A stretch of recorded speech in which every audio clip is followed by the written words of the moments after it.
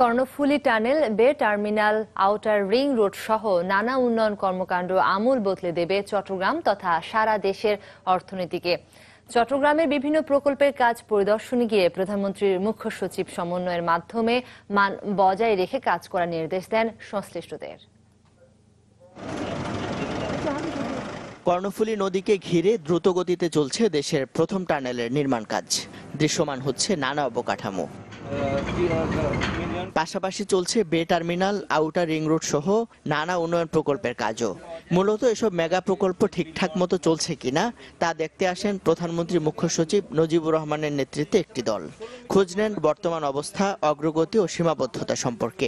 পরে প্রকল্পগুলোর সার্বিক অগ্রগতিতে সন্তোষ প্রকাশ করেন তিনি।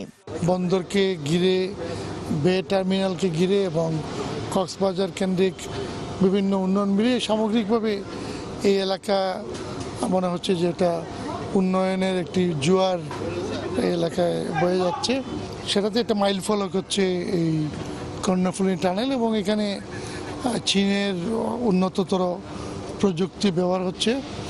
এখানে তাদের যে কর্মপরিকল্পনা আছে প্রায় ৩৬ ভাগ হয়ে গেছে।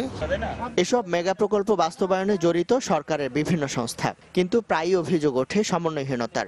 তাই প্রধানমন্ত্রীর নির্দেশে সংস্থাগুলোর মধ্যে সমন্বয়ের পাশাপাশি টেকসই উন্নয়নে জোর দেন মুখ্য সচিব।